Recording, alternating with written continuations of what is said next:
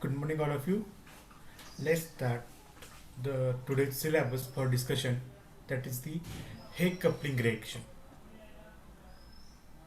Okay, this is a very simple reaction. We call Higg coupling reaction. In Higg coupling reaction, in which an unsaturated halide or triplet with an alkene in presence of base and a palladium catalyst to form substituted alkene. म्हणजे बघा काय होतं ह्या रिएक्शनमध्ये simply okay हा तुमचा आहे alkene R dash C H double bond C H two हा तुमचा काय आहे अल्किन आहे. ह्या अल्किनची रिएक्शन आपण अल्किल हॅलाइडवरती किंवा अल्किल ट्रिप्लेटवरती हॅलाइड आणि ट्रिप्लेट हे दोन्ही ग्रुप कसे आहेत गुड लिव्हिंग ग्रुप आहेत इझिली निघून जाऊ शकतात. ओके म्हणजे अल्किल हॅलाइड म्हणजे तुमचा आर बॉन्ड एक्स आणि अल्किन एवढंच आपण लक्षात ठेवूया दोन शब्द अल्किल हॅलाइड आणि अल्किन. कॅटॅलिस्ट कुठला आहे इथे तर पॅलाडियम कॅटॅलिस्ट. कोणता आहे पॅलाडियम कॅटॅलिस्ट. कोणता कॅटॅलिस्ट घेणार ते मी पुढे सांगतो. In presence of base. आता इथं बेस कोणता आहे हे सुद्धा मी पुढच्या स्लाइडमध्ये सांगतो. In presence of base we obtain the substituted alkene. We obtain the substituted alkene. आता रिएक्शन सिक्वेन्स दाखवतो मी काय बघा. हा तुमचा आर डॅश सी एच इथे एक हायड्रोजन आहे काय नाही म्हणजे इथं आपण हायड्रोजन दाखवतो आणि इथे एक हायड्रोजन आहे. ओके आता बघा हा हायड्रोजन आणि हा एक्स. समजा एक्सच्या ठिकाणी क्लोरीन असेल तर एच सी एल, बी आर असेल तर एच बी आर, आयोडीन असेल तर एच आय. हे दोन एच एक्स निघून गेले. काय झाले एच एक्स निघून गेले तर शिल्लक काय राहील. येस एच एक्स निघून गेल्यामुळे शिल्लक काय राहील हा आर ग्रुप ह्या कार्बनवरती कपल होईल आणि मला मिळेल काय येस आर सबस्टिट्यूटेड अल्किन हा प्रोडक्ट मिळेल. बघा एकदम सिंपल रिएक्शन आहे की बघा. डोळ झाकून आठवण्याचा प्रयत्न करा. हे कपलिंगमध्ये आपल्याला रिक्वायरमेंट रिएक्टंट आहेत अल्किल हॅलाइड प्लस अल्किन किंवा plus carbon carbon double bond असं पण म्हणू शकतो. त्याचं नाव अल्किन. अल्किल हॅलाइड आणि अल्किन ह्या दोघांची रिएक्शन कुणाबरोबर ह्या दोघांचं तर होणार आहे. तर कॅटलिस्ट कुठला घ्यावा लागणार आहे तर पॅलाडियम कॅटलिस्ट घ्यावा लागणार आहे. त्याच्यानंतर बेस कोणता घ्यावा लागणार आहे तर ट्राय इथिल अमाइन हा बेस घ्यायचा आहे. तुम्ही पुढच्या स्लाइडमध्ये सांगतो. ह्या दोघांची रिएक्शन झाली तर आपल्याला प्रोडक्ट काय मिळतो अल्किनच मिळतो पण सबस्टिट्यूटेड अल्किन मिळतो. काय मिळतो सबस्टिट्यूटेड अल्किन आणि ह्यातनं एच एक्स हा मॉलिक्यूल निघून जातो. Okay this reaction was the first example of carbon carbon bond forming reaction. इथं आपण कार्बन म्हणजे आर ग्रुप आहे तो कार्बनच आहे. ह्या कार्बनवरती कपल होतो त्यामुळे आपण याला carbon carbon bond forming reaction म्हणतो. The Higg reaction is of great importance as it allows one to do substitution reaction on planar sp2 hybridized carbon atom. आता इथं sp2 hybridized हा ह्याचं नेचर कसं असतं ह्या कार्बनचं sp2. इथं नेचर कसं असतं sp2. तर ह्या जो आहे sp2 कार्बनवरती आपण इथं सबस्टिट्यूशन करतो. आता आपण मागच्या ह्याच्यामध्ये बघितलं आहे सबस्टिट्यूशन रिएक्शन. ओके त्यात आपलं रिक्वायरमेंट काय बघितलं sp3. आता इथं sp2 कार्बनमध्ये आपल्याला सबस्टिट्यूशन रिएक्शन ऑब्झर्व होतो.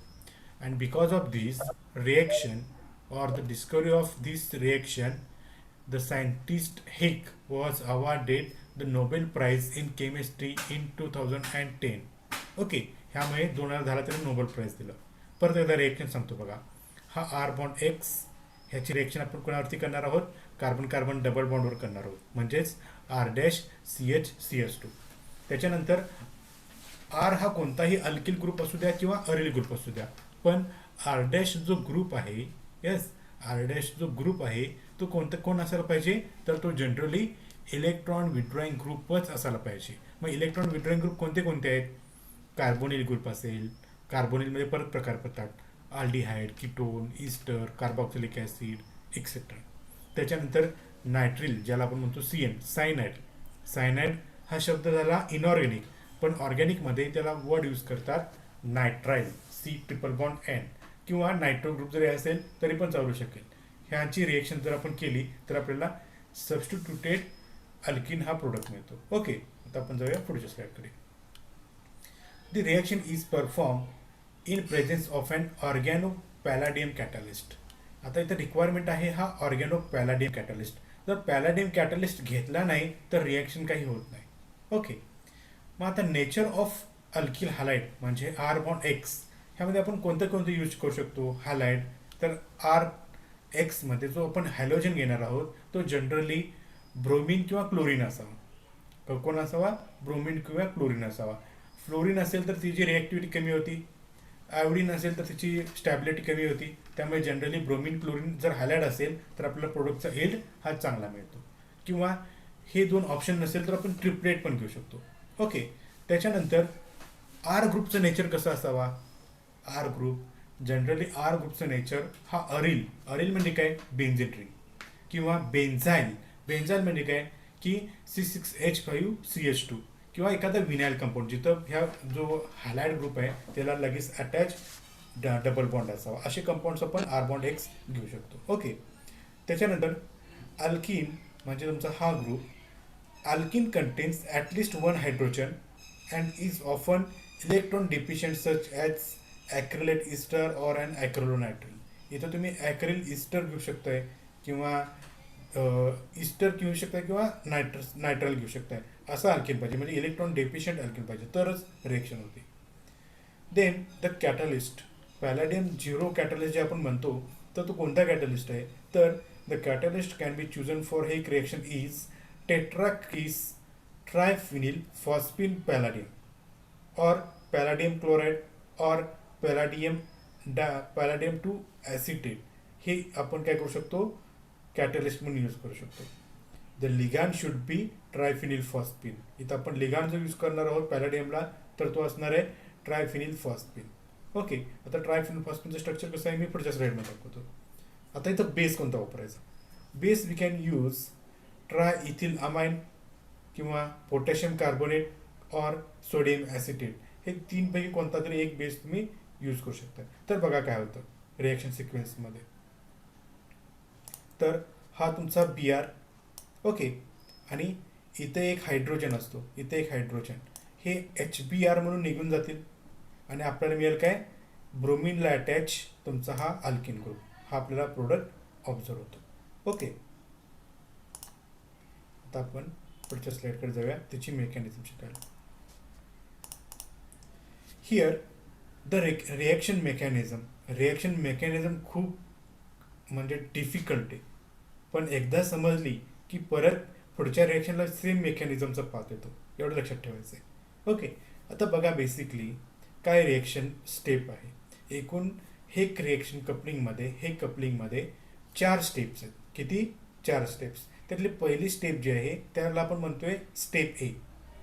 स्टेप ए काय सांगते की ऑक्सिडेटिव्ह ॲडिशन. काय सांगते आपल्याला? Step A oxidative addition. In this step, the palladium inserts itself in the aryl to bromide bond, and palladium then forms a pi complex with the alkene. आता बघा आपल्याजवळचे रिॲक्टंट्स कोणते कोणते आहेत हे फक्त जरा लक्षात ठेवा. आपण जे घेतलेले रिॲक्टंट्स आहेत त्याला मी मार्क करतो म्हणजे तुम्हाला तुमच्या डोक्यामध्ये चांगलं फिट बसेल. तर सगळ्यात पहिल्यांदा घेतला आपण ब्रोमोबेन्झिन. ओके, आणि दुसरा घेतला काय? Yes, acrylate ester. ह्याचं नाव आहे ॲक्रिलेट इस्टर. ब्रोमोबेन्झिन आणि ॲक्रिलेट इस्टर हे एवढंच लक्षात ठेवा. ओके, मी आता एक क्लिअर करतोय. ओके, आता बघा सुरुवातीला आपल्याजवळ कोण आहे? तर आपल्याजवळ आहे पॅलाडियम कॅटालिस्ट. कोण आहे? पॅलाडियम कॅटालिस्ट. कशा स्वरूपात आहे पॅलाडियम कॅटालिस्ट? तर हा आहे 1 नंबर. ह्याचं नाव दिलंय पॅलाडियम. तर ह्याचं नाव आहे म्हणजे टेट्राकिस ट्रायफिनिल फॉस्फिन हे त्याचं नाव झालं. त्याचं ऑक्सिडेशन स्टेट हा किती आहे बघा? ऑक्सिडेशन स्टेट तर +0 आहे. ऑक्सिडेशन स्टेट किती आहे? +0. जेव्हा हा कॅटालिस्ट तुमच्या ब्रोमोबेन्झिनवरती रिएक्ट होईल, तेव्हा काय होईल? येस, तर तेव्हा हा बॉन्ड ब्रेक होईल. हा जो बॉन्ड आहे रेडने दाखवलेला, हा बॉन्ड ब्रेक होईल. मग हा बॉन्ड ब्रेक झाल्यानंतर काय होईल, ह्यातला जो बेन्झिनचा कार्बन आहे तो पॅलाडियमवरती बॉन्ड तयार करेल आणि शिल्लक राहिलेला Br हा बॉन्ड आहे तो सुद्धा काय करेल, पॅलाडियमवरती बॉन्ड तयार करेल. आणि हे दोघं कसे असतील, एकमेकाच्या अपोजिट साईडला असतील, एकमेकाच्या अपोजिट फेसला असतील. इथे तुम्ही बघू शकताय बघा, हा तुमचा बेन्झिन, हा बेन्झिन बॉन्ड तयार केलेला आहे पॅलाडियमवरती आणि हा ब्रोमीन हा सुद्धा काय केलेला आहे, बॉन्ड तयार केला आहे ह्या पॅलाडियमवरती. ओके, जेव्हा हा बॉन्ड तयार करेल पॅलाडियमवरती तेव्हा पॅलाडियमचा ऑक्सिडेशन स्टेट हा इन्क्रीज होतो. जो आधी 0 होता तो आता किती झाला, +1 झाला. काय झाला, 0 होता तो +1 झाला. ओके, आता दुसरा आहे आपला रिॲक्टंट कोण आहे, येस, ॲक्रेलेट इस्टर हा आपला दुसरा रिॲक्टंट आहे. जेव्हा दुसरा आपला ॲक्रेलेट इस्टर, मी आता एक सगळं कॅन्सल करतो. ओके, आता हा acrylate ester CH2CH C double bond O OMe हा आपला ॲक्रेलेट इस्टर आहे. हा ॲक्रेलेट इस्टर तुमच्या 2 नंबरचा जो कॉम्प्लेक्स होता पॅलाडियमचा ह्याच्याबरोबर एक पाय कॉम्प्लेक्स तयार करतो. इथं दिलेलं एक्सप्लेनेशनमध्ये काय करतो, एक पाय कॉम्प्लेक्स तयार होतो आणि त्या कॉम्प्लेक्सला नाव दिलं आहे 3 नंबर. काय दिलेलं आहे त्याला नंबर, 3 नंबर दिलेला आहे. म्हणजेच हा 2 नंबर इथे मी घेतलेला आहे, हा 2 नंबर त्याच्यावरती रिएक्शन कोणाची झाली, ॲक्रिलेट इस्टर ह्या दोघांची रिएक्शन झाली. तर ह्याच्या आधारे ह्या पॅलाडियमवरती काय होतो, पाय कॉम्प्लेक्स तयार होतो आणि आपल्याला मिळालं काय, 3 नंबर. ही पहिली स्टेप समजते ना. परत एकदा एक्सप्लेन करतो. तुमचा पॅलाडियम कॅटालिस्ट पहिल्यांदा ब्रोमोबेन्झिनवरती रिॲक्ट होऊन ब्रोमीन आणि ब्रोमीन आणि बेन्झिनमधला बॉन्ड ब्रेक होतो आणि बॉन्ड ब्रेक झाल्यानंतर हा कार्बन ह्या पॅलाडियमकडे जातो आणि हा ब्रोमीन हा पॅलाडियमकडे जातो, पण ते दोघे एकमेकाच्या अपोजिट साईडला राहतात. ओके, त्याच्यानंतर हा 2 नंबर ज्याला दिला होता तो 2 नंबर पुढच्या स्टेपमध्ये तुमच्या ॲक्रिलेट इस्टरवरती रिॲक्ट होतो आणि ॲक्रिलेट इस्टरवरती रिॲक्ट होऊन आपल्याला तयार होतं काय, पाय कॉम्प्लेक्स. ही झाली आपली पहिली स्टेप झाली. ओके, आता आपण पुढच्या स्टेपमध्ये जाऊया. आता स्टेप बी काय सांगते बघा. तर स्टेप बी आपल्याला ही सांगते की alkene insert itself in the palladium carbon bond in syn addition step because of the torsional strain relieving rotation to the transformer. आता इथं काय होतं बघा. तर सगळ्यात पहिल्यांदा हा जो कार्बन आहे, हा कार्बन पॅलाडियमवरती बॉन्ड तयार करतो. काय करतो, मी परत हे दाखवतो. हा कार्बन पॅलाडियमवरती बॉन्ड तयार करतो. मग हा बॉन्ड तयार केल्यानंतर काय होईल, पॅलाडियमची व्हॅलन्सी ही असते मॅक्झिमम 4, तो बॉन्ड तयार केल्यानंतर 5 होती. त्यामुळे पॅलाडियमला काय करावं लागणार आहे, एक बॉन्ड कमी करावं लागणार आहे. आणि बॉन्ड कमी करण्यासाठी त्याच्याकडे 2 ऑप्शन्स आहेत, एक तर फिनिल रिंग किंवा ब्रोमीन. पण इथं फिनिल रिंग ह्या कार्बनकडे मायग्रेट होतो आणि आपल्याला मिळतो बघा हा फिनिल. त्याच्यानंतर हा जो दाखवलेला CH2 तो इथे आहे CH2. ओके, हा CH ह्या पॅलाडियमवर बॉन्ड तयार केल्यामुळे हा CH इथं बॉन्ड तयार केलेला आहे आणि शिल्लक राहिलेला C double bond O OMe आणि आपल्याला मिळाला 4 नंबरचा बॉन्ड. ओके, आता पुढे जाऊया आपण. इन द स्टेप सी म्हणजे पुढची 3rd नंबरची स्टेप आपण म्हणू शकतो. In this reaction there is an beta hydride elimination state will form and again here a palladium and alkene pi complex will be generated. How it is possible? See in the mechanism. Here you can see the previous one, that is the 4 number is repeating here. The palladium will abstracts this proton and this proton abstracted by palladium, hence there is a negative charge and this negative charge forms a double bond with this carbon atom, hence this bond will be breakdown and there is a new alkene and palladium and alkene a pi complex will be formed. परत simple reaction आहे तर बघा, हा पॅलाडियम काय करतो, हा पॅलाडियम हा beta पोझिशनचा हायड्रोजनला अब्स्ट्रॅक्ट करतो. बीटा पोझिशन म्हणजे कोणती, हा पॅलाडियम आहे, पॅलाडियमला अटॅच हा कार्बन म्हणजे हा अल्फा आणि हा आहे बीटा कार्बन, हा आहे बीटा कार्बन. तर बीटा पोझिशनचा प्रोटॉन, बीटा पोझिशनचा हायड्रोजन त्याला काय करतो, हा पॅलाडियम काढून घेतो. मग पॅलाडियम काढून घेतल्यामुळे नाहीला असतो ह्या बॉन्डला इथं डबल बॉन्ड तयार करायला लागेल आणि इथं डबल बॉन्ड तयार केल्यामुळे हा बॉन्ड काय व्हायला लागेल, ब्रेक व्हायला लागेल आणि आपल्याला काय मिळाला, मग इथं सबस्टिट्यूटेड अल्किन हा प्रोडक्ट मिळाला. पण तुमच्या कॅटलिस्टमध्ये जर बघितलं तर कॅटलिस्टची अजून ऑक्सिडेशन स्टेट किती आहे, प्लस ऑक्सिडेशन स्टेट आहे.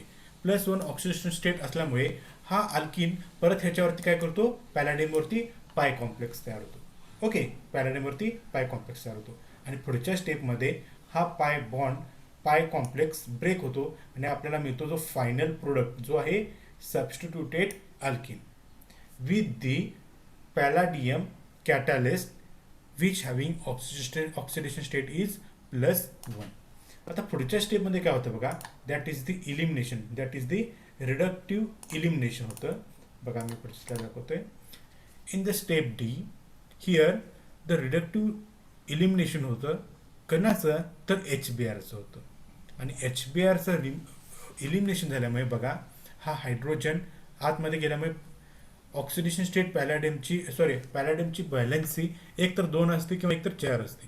हा हायड्रोजन निघून गेल्यामुळे व्हॅलेन्सी 3 राहते. मग 3 राहिल्यामुळे त्याला 4 फॉर्म होत नसल्यामुळे तो काय करतो, त्या BRला सुद्धा रिमूव्ह करतो आणि BRला रिमूव्ह केल्यामुळे HBr परत कंबाईन होतात आणि हायड्रोजन ब्रोमाइड, जसं हायड्रोक्लोरिक ॲसिड असतं तसं hydrobromic acid as a by product निघून जातो आणि आपल्याला मिळतो काय, कॅटलिस्ट. त्याचा नंबर दिला 1.